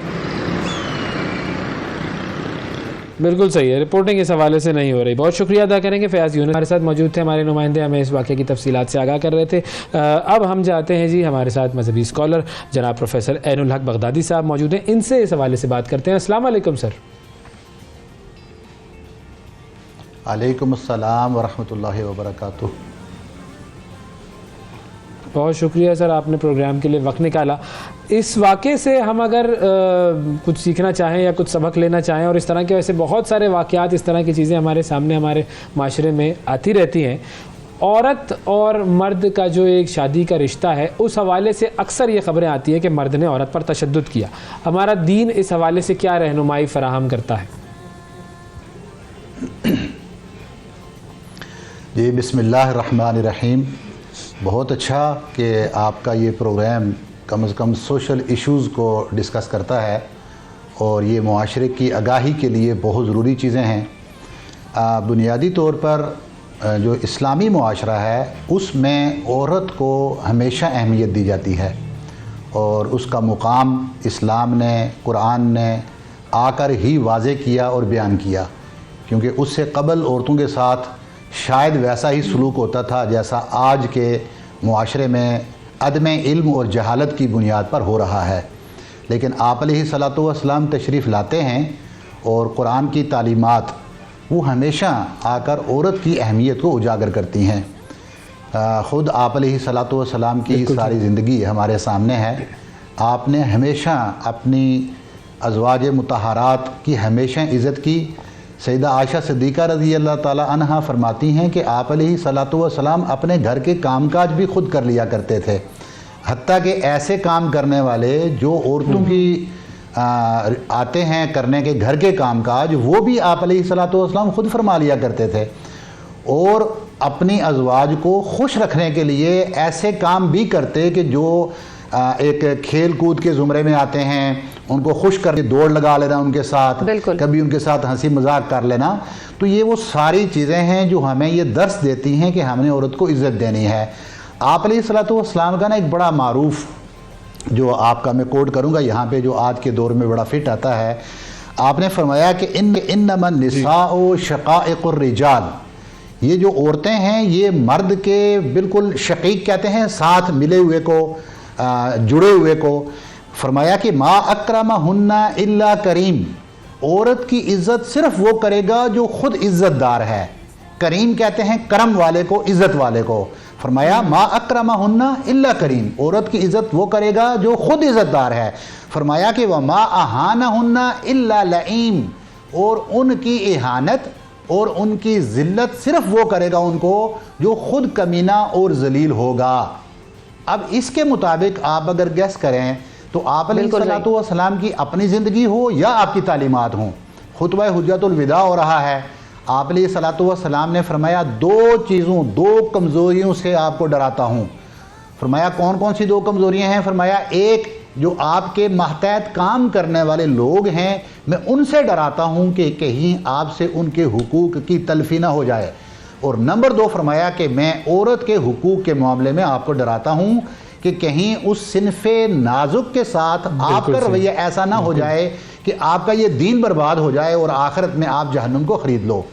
اب رہ گیا مسئلہ جو ایک چیز مجھے بتائیے, نے اس کے اوپر جی علامہ باتیں صاحب بتائیں کہ میں یہ پوچھنا چاہوں گا کہ جو لوگ خواتین پر تشدد کرتے ہیں, جو مرد, جو شوہر یا کمزور پر, خواتین پر, بچوں پر, وہ مردوں کا غصہ تو جو خواتین کے ساتھ تو یہ ہوتا ہے کہ آپ کے گھر میں یہ کمزور آپ کو مل گیا ہے نا, تو آپ فوراً اپنا ہر غصہ, آفس میں بھی اگر غصہ ہے تو چلو جی آئے اور بیگم کو لگا دیا ایک تھپڑ اور اس کو گالم گلوچ کر دیا. کھانے پہ نمک زیادہ ہونے پہ ادھر قتل و غارت ہو جاتی ہے, لوگ ایسا مارتے ہیں بیویوں کو کہ وہ ہڈیاں ان کی ٹوٹ جاتی ہیں, بالکل ایسی زخمی ہوتی ہیں. تو ایسے لوگوں کے حوالے سے حضور صلی اللہ علیہ وسلم نے یا قرآن میں کیا فرمایا گیا ہے, اور کیا جو اس طرح کے لوگ ہیں؟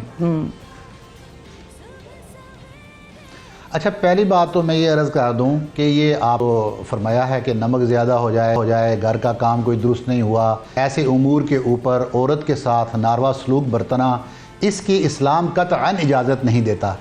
حتیٰ کہ عورت کے حقوق بیان کرتے ہوئے یہ کہا گیا ہے کہ عورت کا تو آپ کو گھر میں کھانا پکا کے دینا بھی یہ عورت کا حق نہیں ہے. جو قرآن نے طریقہ اور شریعت نے بیان کیا ہے اس میں عورت کا نان و نفقہ اور اس کا لباس اور ضروریات پوری کرنا مرد کا کام ہے, عورت کا کام نہیں کہ وہ کھانے پکائے گھروں کے اور یہ ساری چیزیں کر کے دے. اور اگر کہیں پر وہ کر رہی ہے تو اس کا مطلب ہے کہ وہ آپ کے اوپر احسان ہے, وہ آپ کے ساتھ بھلائی کر رہی ہے, وہ گاڑی کے جو دو پہیے ہیں ان کو بیلنس رکھ کے چل رہی ہے. تو آپ بھی کم از کم اس کی ان باتوں کے اوپر اگر اچھا رویہ اختیار نہیں کریں گے تو نوبت یہیں پر آئے گی جو آپ نے یہ واقعہ سنایا. اب میں اس کے اوپر ایک مثال دے دیتا ہوں. پہلی بات تو یہ ہے کہ قرآن نے بھی جو فرمایا ہے کہ وہ یہ دونوں ایک دوسرے کا لباس ہیں, عورت اور مرد یہ ایک دوسرے کا لباس ہے. ہن لباس لکم وانتم لباس لہن, عورت اور مرد ایک دوسرے کا لباس ہیں, اور لباس کو لوگ گلی چوراہوں میں نہیں اتارتے. لباس ہمیشہ اپنے گھر کے اندر محفوظ اور محفوظ مقام کے اندر اتارا جاتا ہے, تبدیل کیا جاتا ہے. اس لیے عورتوں کو اس انداز میں بدنام کرنا, وہ بندہ عورت کو بدنام نہیں بیسیکلی کر رہا ہوتا, اس کی مار پٹائی نہیں کر رہا ہوتا, وہ بدلے میں اپنی ہی عزت کو اچھال رہا ہوتا ہے سوسائٹی کے اندر. لیکن اللہ تعالیٰ ہمیں اس کے اوپر صرف ہوش کے ناخن لینے کی توفیق دے دے کہ ہم اس بات کو سمجھ جائیں. آپ علیہ الصلوۃ والسلام نے فرمایا کہ خیرکم خیرکم لآلہ, کہ بہترین معیار جو مقرر کیا اچھائی کا, اچھا وہ ہے, بہترین شخص وہ ہے جو اپنے گھر والوں کے ساتھ اچھا ہے. اور فرمایا کہ میں اپنے گھر والوں کے ساتھ اچھا ہوں. میں نے جس طرح شروع میں عرض کر بھی دیا کہ آپ کی ایک آئیڈیل لائف تھی.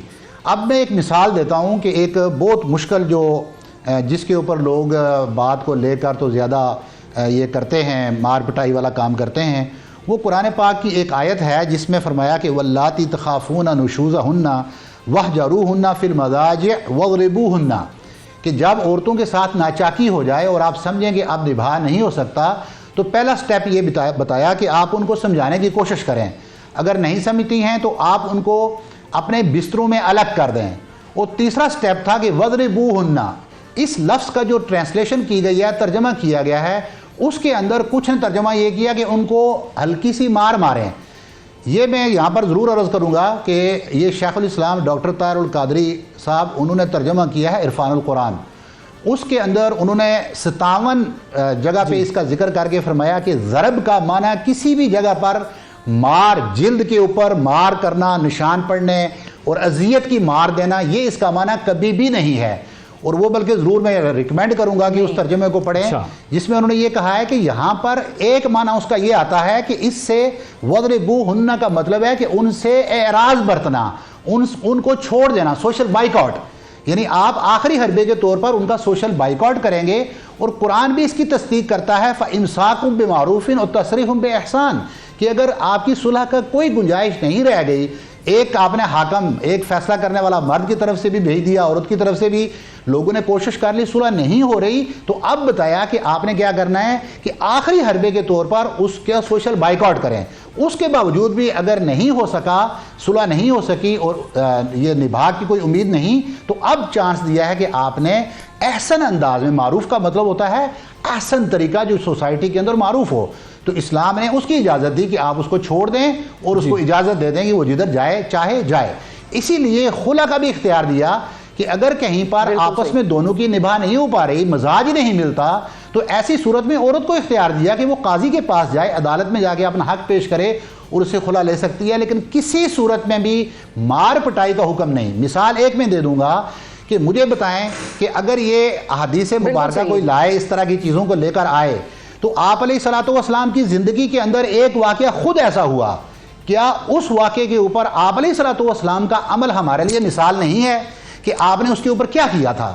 کیا وہاں پر نعوذ باللہ کوئی مار پٹائی تھی یا کوئی سختی تھی؟ آپ علیہ الصلوۃ والسلام کا وہ عمل ہمیں کہاں بھول جاتا ہے جس میں آپ نے اس کو اللہ پر چھوڑ دیا؟ تو اصل چیز یہ ہے، اور پھر رب کی طرف سے اس کی تصریح اور اس کا جو ہے برات نازل ہو گئی۔ تو اس لیے ضروری یہ ہے کہ ہمارے جو سوسائٹی کے معاملات ہیں ہم نفسیاتی ایشو نہ بنیں۔ آج مہنگائی ہے، معاملات بہت خراب ہیں، ایسے معاملات کے اندر لوگوں کو ضرورت ہے کہ وہ اپنے اس طرح کے پروگرام کریں، آپ کے پروگرامز کو سنیں اور دین کی طرف متوجہ ہوں، آپ علیہ الصلوۃ والسلام کی تعلیمات کو پڑھیں تاکہ ہم اس مصیبت میں سے نکل سکیں اور باہر کے معاملات کو اپنے گھر میں آ کر عورتوں کے اوپر بچوں کے اوپر نہ نکالیں۔ تعلیمات کو ہم پڑھیں گے، جی جب ہم تعلیمات کو پڑھیں گے، حضور صلی اللہ علیہ وسلم کی سیرت کو پڑھیں گے، تب ہمیں اندازہ ہوگا کہ ہم نے اپنی زندگی کس طرح گزارنی ہے اور ہر ایک کے ساتھ کیسا سلوک رہنا ہے۔ بہت شکریہ ادا کریں گے، ہمارے ساتھ موجود تھے جی پروفیسر عین الحق صاحب۔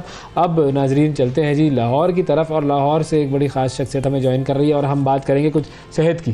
یہ تو ذہنی صحت کی بات کر لی، اب ذرا کچھ جسمانی صحت کی بھی بات کر لیں جی۔ ہمارے ساتھ موجود ہیں جی فٹنس ایکسپرٹ ہیں اور فٹنس کے بارے میں، رمضان میں خاص طور پر فٹنس کے حوالے سے ہمیں گائیڈ کریں گے جی عثمان ذوالفقار خان صاحب موجود ہیں جی۔ السلام علیکم عثمان صاحب۔ وعلیکم السلام جی، کیسے ہیں آپ؟ بالکل ٹھیک ٹھاک۔ سب سے پہلے تو یہ بتائیں کہ اگر ہم آغاز کریں رمضان اور فٹنس کا، تو یہ لوگ تو عام طور پر بھی کہتے ہیں روزہ رکھنا اور انٹرمیٹنٹ فاسٹنگ، اور آج کل تو یہ کانسیپٹ بڑا چل رہا ہے، لیکن آپ کے مطابق رمضان میں بہترین ٹائم ہے کیا کہ ہم اپنی فٹنس کو امپروو کر سکتے ہیں، چاہے ویٹ لاس کی طرف جانا ہو، ویٹ گین کی طرف جانا ہو، یا ویسے ہی فزیکل ایکٹیویٹی کرنی ہو؟ تو دیکھیں، اس میں رمضان میں فاسٹنگ کرتے ہوئے آپ کو ویسے کافی بینیفٹس ہوتے ہیں، تو گائیڈ لائنز آپ کی وہی رہتی ہیں whether you're looking to lose weight یا whether you're trying to gain weight۔ اگر آپ ڈیفیسٹ میں ہوں گے آپ نے ویٹ لوز کرنا ہے، فیٹ لاس ہوگا آپ کا، اگر آپ سرپلس میں ہوں گے تو آپ کا مسل گین ہوگا، بلکہ آپ کر سکتے ہیں ویٹ گین کر سکتے ہیں۔ سو بینیفٹس ان کے وہی رہتے ہیں. آئی مین جب آپ فاسٹ کر رہے ہوتے ہیں آپ کے ہارمونس چینج ہوتے ہیں, آپ کے human growth levels, growth hormone آپ کا انکریز ہوتا ہے جس کی وجہ سے فیٹ برن بھی ہوتا ہے, مسل کی کمپوزیشن آپ کی امپروو ہوتی ہے. ایٹ دا سیم ٹائم آپ کی انسولن کنٹرول ہوتی ہے. سو یہ ڈائبٹیز وغیرہ کے جو پیشنٹس ہوتے ہیں ان کو ایشوز جو ہوتے ہیں دوز آر کیا کہتے ہیں ڈیٹیریوریٹڈ تھرو فاسٹنگ. لیکن at the end of the day it's I mean جو اللہ نے ہمیں کسی وجہ سے ہر سال روزہ رکھنے کو کہا ہے کیونکہ ایک ڈی ٹاکس ہوتا ہے, آپ کا سسٹم کلینز آؤٹ ہوتا ہے. تو اس میں یہ جو کانسیپٹ ہے کہ جی رمضان ویٹ لوز کرنے کے لیے اب آپ کے لیے ایک بلیسنگ آ گئی ہے, وہ آپ ویٹ لوز سارا سال کر سکتے ہیں, لیکن اس میں آپ کی ایٹنگ ہیبٹس, آپ کی ایکٹیویٹی, جب تک آپ you not burning more than you consuming you will not lose weight. And at the same time جب تک آپ کا سرپلس نہیں ہے اینڈ یو ناٹ کیا کہتے ہیں eating more than you consume and burning you will not gain weight. تو میکینکس آپ کے وہی رہتے ہیں. I mean it's just a matter of how. صحیح ہے. لیکن یہ تعین کیسے کریں گے, یہ ہم کیسے فیصلہ کریں گے کہ اف وی آر ایٹنگ یا کوئی چیز ہم نے کھا لی ہے تو اس سے زیادہ اب ہمیں ورک آؤٹ کرنا ہے, اور ورک آؤٹ اب اتنا زیادہ لوگ کچھ کر لیتے ہیں کہ ان کی طبیعت ہی خراب ہو جاتی ہے. میں یہ ذاتی طور پہ میرا اپنا ایکسپیرینس ہے کہ جم شم میں اس نے اتنا ورک آؤٹ کرایا کہ چکر آ گئے اور بس بالکل ہی آئی واز اباؤٹ ٹو ایک طرح سے کہہ لیں کہ فینٹ والی کیفیت تھی. اب کھایا پیا تو اتنا پتہ نہیں تھا کہ نہیں تھا, لیکن اس نے جتنی ورزش کرائی ہے وہ میری باڈی کے لیے ٹھیک نہیں تھی. تو اس کا کیسے ہم, یہ آپ نے روزے کے درمیان کی بات کری, یہ میں ادروائز جنرلی میں تو بغیر روزے کی بات کر رہی ہوں. اگر روزہ رکھ کے یہ کام کریں گے تو اور زیادہ طبیعت خراب ہو جائے گی. تو یہ کیسے ہم بیلنس آؤٹ کریں کہ ہم نے کتنا کھایا ہے اور اس کے لیے ورزش کتنی چاہیے؟ اس میں ایک بیسک کیا کہتے ہیں گیج ہوتا ہے which is referred to as BMR, basal metabolic rate. تو وہ آپ کو بیسکلی ڈٹرمن کرتا ہے based on your weight and your height and your age کہ آپ نے کتنی کیلوریز کنزیوم کرنی ہے ٹو مینٹین ویٹ, کتنی کرنی ہے ٹو لوز ویٹ اینڈ کتنی کرنی ہے ٹو گین ویٹ. تو if you are going in accordance with that, اگر آپ کھا رہے ہیں اس کے مطابق ہی, اگر آپ کا 300-400 کیلوریز کی ڈیفیسٹ ہے تو آپ کا لوز ہوگا. اگر آپ کا اسی کیا کہتے ہیں کہ لوور کے انٹیک پہ آپ نے رکھا ہوا ہے اپنے آپ کو تو آپ کا ویٹ مینٹین ہوگا. تو a lot of times جو ہوتا ہے کہ ٹرینرز جو آپ کو ویٹ لوز کرنے کے چکر میں جو ہے بہت زیادہ ڈیفیسٹ پہ ڈال دیں گے کہ لیٹس سے 100 kg کا بندہ ہے, اس کو آپ اگر 1000-1200 کیلوریز دے رہے ہیں اس کے لیے وہ کچھ بھی نہیں ہے, اس کے لیے وہ ایک میل کے برابر ہونا چاہیے اتنا زیادہ اتنا کم کھانا. تو اسی طرح ہوتا ہے کہ آپ کو ڈپرائیو جب کر دیتے ہیں تو آپ کی باڈی میں اگر فیول نہیں ہے تو آپ کو چکر آئیں گے, آپ فینٹ کریں گے, آپ کی بلڈ شوگر لیولز بالکل ڈراپ کر جائیں گے and it's not good for health. And at the same time اسی طرح ہوتا ہے کہ آئی مین ایک کانسیپٹ بنا ہوا ہے کہ افطاری سے پہلے آپ نے ٹریننگ کرنی ہے. افطاری سے پہلے اگر آپ ٹرین کرتے ہو جی اس کی بینیفٹس بالکل ہیں کیونکہ یو برن مور فیٹ, کیونکہ جب آپ کی باڈی میں کوئی فیول نہیں ہے تو جو ریزروز ہیں باڈی میں وہی برن ہوں گے. لیکن ایٹ دا سیم ٹائم آپ کے مسل بھی یوز ہوتا ہے. اچھا مجھے ایک چیز بتائیے گا. جی جی میں ایک چیز پوچھنا چاہوں گا, آپ کی جو بیسک فیلڈ ہے جو آپ کا جو کہہ لیجیے کہ جو بایو کائنیزیولوجسٹ, یہ بنیادی طور پر کیا ہوتا ہے اور یہ کیا کرتا ہے؟ بایوکینیسیولوجی بیسکلی جی ایک اسپورٹس میڈیسن کی فیلڈ ہے. It's the understanding of motion mechanic of the body. So muscle mechanics and جس طرح آپ کی باڈی حرکت کرتی ہے اس کو سمجھنے کی ایک بیسکلی سائنس ہے. تو اس میں نیوٹریشن کا بھی ایلیمنٹ ہوتا ہے, مسل میکینکس بھی ہوتی ہیں, باڈیلی فنکشنز آپ کے ہوتے ہیں. تو اٹس لائک آئی سیڈ ایک اسپورٹس میڈیسن کی بیسکلی برانچ ہے. اچھا اب جو لوگ ہمارے یہاں پر ہوتا تو یہ ہے کہ رمضان میں کرکٹ بہت زیادہ ہو رہی ہوتی ہے لیکن وہ ہوتی ہے رات میں. لیکن کچھ لوگ ایسے ہوتے ہیں کہ جو روزہ رکھ کے بھی اسپورٹس کی طرف راغب ہوتے ہیں اور اپنی اسپورٹس ایکٹیویٹی کر رہے ہوتے ہیں. اسپیشلی جو ہمارے اسپورٹس مین ہیں بہت سارے ایسے ہیں کہ جن کے بارے میں ہم نے یہ دیکھا کہ وہ روزہ رکھ کر بھی کرکٹ اور اپنے جو پروفیشنل انٹرنیشنل میچز تھے وہ بھی کھیلتے تھے. تو جب آپ روزے میں کسی اسپورٹس ایکٹیویٹی کا حصہ بن رہے ہو تو کن کن چیزوں کا خیال رکھنا چاہیے؟ اس میں آپ کی ٹائمنگ آف ٹریننگ کافی میٹر کرتا ہے کیونکہ آبویسلی روزے کی حالت میں آپ سے ٹریننگ اس طرح نہیں ہوگی, آپ کی پرفارمنس اس طرح نہیں آپ کہہ سکتے ہیں. عام طور پہ جو بھی ایتھلیٹس ٹرین کرتے ہیں روزے میں وہ یہی ہوتا ہے کہ آخری گھنٹے میں آپ نے ٹریننگ کر لی تاکہ جب تک آپ کی ایکسرسائز ختم ہوئی آپ نے جا کے پانی پیا, روزہ کھول لیا. تو عام طور پہ ایتھلیٹس یہ کرتے ہیں کہ آپ کے بس ونڈو آف آپ کی کیا کہتے ہیں ایٹنگ ونڈو آپ کی چھوٹی ہو گئی ہے, باقی سارا کچھ تو آپ کا وہی چل رہا ہے. تو آپ کی پرفارمنس بالکل ایکٹیو رہ سکتی ہے. I mean any time that I have trained, I mean I have been a competitive athlete for over 20 years now. تو وہ وہی ہوتا ہے کہ روزے کے بعد آپ ٹرین کرتے ہو اب کہ آپ کی بس ایٹنگ سائیکل آپ کا تھوڑا سا آلٹر ہو جاتا ہے کہ آپ نے جو ناشتہ آپ کا کہہ رہے ہو آپ کا ڈنر بن گیا, ایک قسم کا جو پری ورک آؤٹ ہے آپ کا پوسٹ ورک آؤٹ بن گیا.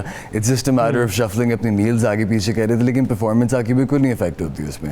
یہ ایک مسکنسیپشن ہے کہ روزے میں آپ کہتے ہیں رمضان میں آپ ٹرین نہیں کر سکتے. ہاں روزے کی حالت میں ٹرین کرنا مشکل ہوتا ہے بیکاز ڈی ہائیڈریٹ ہو رہے ہوتے ہیں, آپ کی باڈی میں فیول نہیں ہوتا. لیکن اگر آپ افطاری کے بعد آپ ٹریننگ کر رہے ہیں تو اس میں آپ کی پرفارمنس بالکل اثر نہیں ہوگا. تو جنرلی جو ہم ورزش روزے کے بغیر کر رہے ہوتے ہیں اس میں اور روزے کے دوران جو ورزش ہم کرتے ہیں اس میں کتنا فرق ہونا چاہیے, کون کون سی ایکسرسائز ہونی چاہیے اور کتنی مقدار میں ہم وہ کر سکتے ہیں؟ کرنے کو آپ ساری ایکسرسائزز کر سکتے ہیں ود دا سیم انٹینسٹی. آئی مین کافی لوگوں کو ایک کانسیپٹ مشکل لگتا ہے کہ مسل چڑھانا روزے کی رمضان کے دوران جو ہے بہت مشکل ہو جاتا ہے, لیکن اس میں وہی بات ہے کیونکہ the only thing that changes is کہ آپ کی ایٹنگ ونڈو آپ کی چھوٹی ہوگی تو آپ کے لیے کھانا مشکل ہو گیا ہے اینڈ آپ کی میٹابولزم تھوڑا سا چینج ہو رہا ہوتا ہے آبویسلی بیکاز آپ کی ایٹنگ پیٹرن آپ کے ڈفرینٹ ہوا ہوتا ہے. لیکن آپ کارڈیو واسکولر ایکسرسائز بھی کر سکتے ہیں. روزے کی حالت میں آپ کارڈیو واسکولر وغیرہ کریں گے یا یہ جو HIIT کا ایک کانسیپٹ ہے, پلائیمیٹرکس کا کانسیپٹ ہے, وہ آپ کر سکتے ہیں. لیکن جو مسل ٹریننگ ہوتی ہے وہ ذرا تھوڑی سی آپ کی سفر کرتی ہے اگر آپ روزے کی حالت میں کر رہے ہیں. باقی ساری آپ کی ایکسرسائز ہو سکتی ہیں. دی مسل ٹریننگ کیوں آپ کی سفر کرتی ہے؟ بیکاز مسل ٹریننگ کے لیے آپ کو فیول چاہیے ہوتا ہے, اور اگر آپ کا فیول آپ کا مسل آلریڈی جو ہے وہ بن گیا ہے تو پھر آپ کا مسل ڈپلیٹ ہوگا, پھر آپ کو ویکنیس ہوگی اینڈ وہ that's not the kind of weight loss. کون سی چیز ایسی ہے جو روزے کی حالت میں ورزش کرنے والے بالکل نہ کریں, وہ جو بگ نو ہوتا ہے وہ کون سا ہوگا؟ Weight lifting is some thing that is a big no because آپ کی پرفارمنس بھی آپ اس میں افیکٹ ہوگی. لائک آئی سیڈ کہ اگر آپ مسلس کو ٹرین کر رہے ہیں تو ہائپرٹروفی میں آپ نہیں جاتی آپ کی باڈی اگر آپ کے پاس فیول ہی نہیں ہے پراپر. تو وہ جو بریک ڈاؤن آپ کا کنسسٹنٹ ہو رہا ہے تو بجائے آپ کو اس سے کوئی بینیفٹ ہو اس سے آپ کو مزید نقصان ہی ہوتا ہے کیونکہ آپ کا مسل ہی کنزیوم ہو رہا ہوتا ہے فیول بن کے. ٹھیک ہے, وہ ختم ہو رہا ہے اور آپ اس کو جو ہے وہ دوبارہ سے گرو کروانے کے لیے کچھ فیول دے ہی نہیں رہے. بالکل بالکل.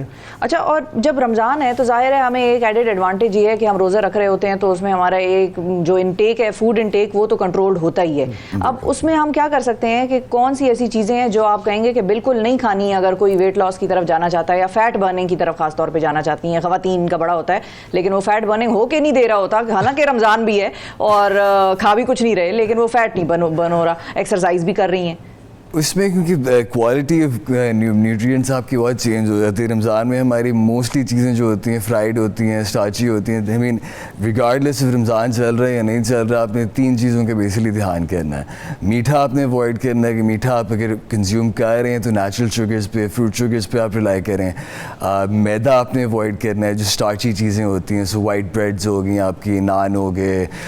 وائٹ رائس اگین اسٹارچ ہوتی ہے, اس کے بینیفٹس بھی ہیں لیکن ان ایزیئر کیا کہتے ہیں آلٹرنیٹیو از براؤن رائس یا ویٹ پاستا, اس قسم کی چیزیں.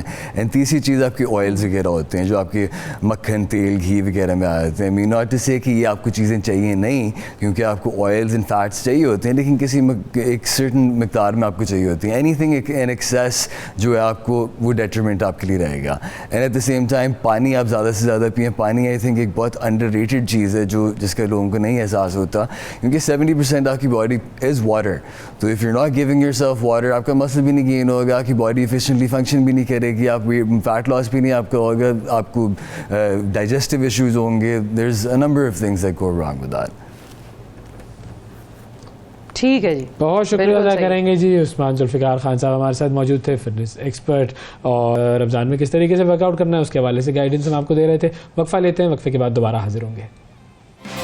صبح سویرے پاکستان, صبح سویرے پاکستان, صبح سویرے پاکستان.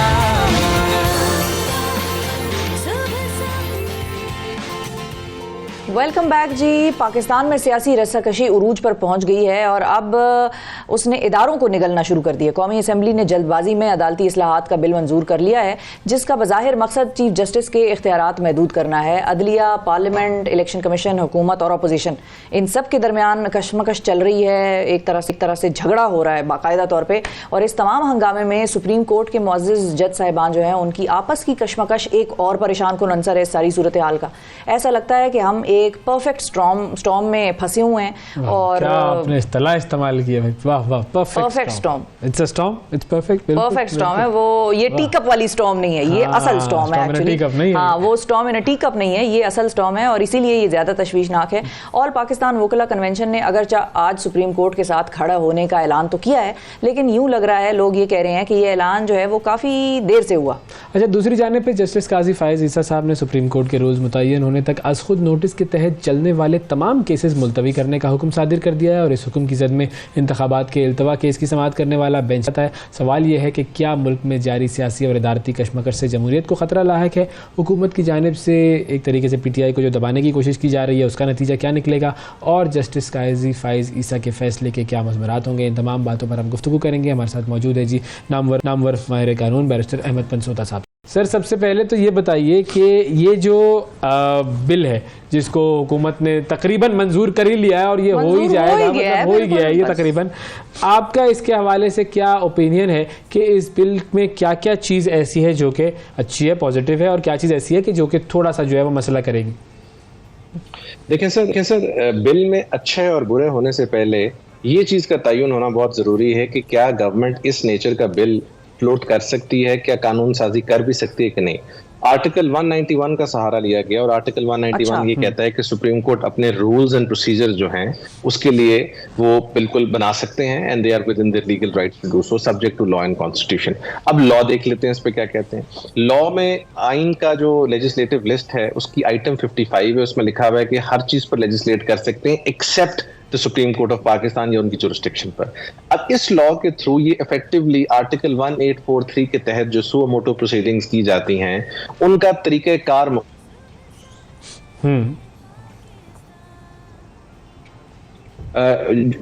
जो तरीक़ाकार है वो ये काम तरीक़ाकार ये मुख्तस नहीं कर सकते। दूसरी जो इंपॉर्टेंट बात करने वाली ये है कि जहां तक इसका मतन है उससे तो कोई भी डिसएग्री नहीं करता, जो उसको स्ट्रक्चर होनी चाहिए, डिस्क्रेशन में कोई ऐसी बात नहीं होनी चाहिए, सुप्रीम कोर्ट के पास ऐसा अनफेटेड इख्तियार नहीं होना चाहिए, बट उसको करने का तरीका ये है कि सुप्रीम कोर्ट अपने रूल्स एंड प्रोसीजर खुद बनाए। ये काम जो बेसिकली फेडरल गवर्नमेंट करना चाह रही है, ये नेशनल असेंबली से किया जा रहा है, मेरा नहीं ख्याल ये सस्टेन कर सकता। ये ना आईनी है, ना कानूनी तौर पर ठीक है, एंड इवन अदरवाइज भी अगर कानून पास करने का तरीका भी आप देखें तो ये दुनिया का कौन सा कानून है जो सुबह के टाइम पहले प्राइम मिनिस्टर साहब आके बात करते हैं, दोपहर को कानून आ जाता है, शाम को बहस हो जाती है, रात को पास हो जाता है। काश इस मुल्क के गरीब के लिए भी ऐसे ही कानून पास हो, काश इस मुल्क के फिस्कल डेफिसिट से लेके, चलिए ये तो एक अलग चीज है साहब, इस कानून को बैक तो कर रहे हैं जजेस। हाँ। काजी फायज ईसा साहब तो एक तरह से जो फैसला उन्होंने दिया है कि भाई सारे जितने भी सो मोटो के केसेस हैं उनको हॉल्ट पे डाला जाए, हालांकि जो पिछले भी चल रहे हैं, अब इलेक्शन कमीशन ने के हवाले से तो जो सो मोटो वो हुआ है नोटिस, वो तो पिछला है, उसका अगर इसका इतलाक रेट्रोस्पेक्शन में होना है तो फिर तो वो कासिम सूरी वाली भी थी, फिर उस पर भी क्या इसका असर होगा? कासिम सूरी साहब ने जो दिया था और फिर उसको भी सो मोटो हो गया था, उस पर 11:30 बजे जो था। देखिए, अंडरस्टैंड करना बहुत जरूरी है कि जस्टिस काजी फायज ईसा साहब ने जो कल फैसला सादर फरमाया है 3 मेंबर बेंच में, एक तो उसमें एक मेंबर ने वैसे ही डिसएग्री किया, डाइसेंट है, 2 का फैसला है। पहली बात ये that decision is in conflict with an earlier 5 member bench decision 26 अगस्त 2021 का। उसमें बड़ा क्लियरली ये कह चुके हैं, हमारे चीफ जस्टिस साहब भी थे उसमें जो मौजूदा हैं, बंदयाल साहब, कि ये इख्तियार सिर्फ चीफ जस्टिस पाकिस्तान का है कि वो सुओ मोटो लें, कोई दूसरा बेंच किसी बेंच के अमल दरअसल जो है मामलात में नहीं कर सकता और इस किस्म का डिसीजन नहीं दे सकता। और काजी फायज ईसा साहब ने भी जो डिसीजन दिया है, अगर हम उस डिसीजन का मतन भी पढ़ लें तो उसमें वो ये कह रहे हैं कि सुप्रीम कोर्ट एम्पावर्ड है रूल्स बनाने के लिए, और सुप्रीम कोर्ट को रूल्स बनाने चाहिए, बड़ी अच्छी बात है। यही बात मुनीब अख्तर साहब ने भी उस 5 मेंबर बेंच में की थी कि इस पावर को स्ट्रक्चर होना चाहिए, लेकिन जो उन्होंने रोकने वाला अमल किया है कि अब सो मोटो पावर्स जो है उनको रोका जाए टिल टाइम के रूल्स नहीं बनते, ये काम वो उस 5 मेंबर बेंच में ऑलरेडी होल्ड हो चुका है, नहीं कर सकते। और उसके अलावा भी वो भी यही कह रहे हैं कि सुप्रीम कोर्ट पावर है उनके पास के वो बनाए रूल्स, हम भी यही कह रहे हैं, और हम कह रहे हैं 191 के अंदर या रुक गई हैं। अब मेरा ख्याल है कि समातें नहीं रोक सकती। उसकी वजह यह है कि ये मामला भी आज आप देखिएगा कि जरूर इसको चीफ जस्टिस साहब टच करेंगे, क्योंकि चूंकि एक 3 मेंबर बेंच ने एक हुक्म सादर फरमाया, तो उस हुक्म को डिस्कस करना बहुत जरूरी है। बट मेरा नहीं ख्याल, बहुत एहतराम से, कि उसका इतलाक एग्जिस्टिंग इश्यूज पर होता है या इवन फॉर दैट मैटर किसी पर भी होता है। सही। अच्छा सर, 2 चीज़ें पूछना चाहूँगा मैं। एक तो ये कि अभी जो आपने पहला पॉइंट रेज किया था कि ये पार्लियामेंट जो है वो बना ही नहीं सकती ये रूल्स, तो पार्लियामेंट की सुप्रीमेसी फिर कहाँ गई? دیکھیں سر، پارلیمنٹ کی سپریمیسی سے زیادہ ضروری ہے آئین کی سپریمیسی. اس ملک میں کوئی ادارہ سپریم نہیں ہے، آئین سپریم ہے. اب آئین جو ہے اس کا آرٹیکل 191 کیا کہتا ہے کہ subject to law and the constitution Supreme Court shall have the power to make rules and procedures with respect to جو ان کا rules with respect to its procedure and جو طریقہ کار ہے.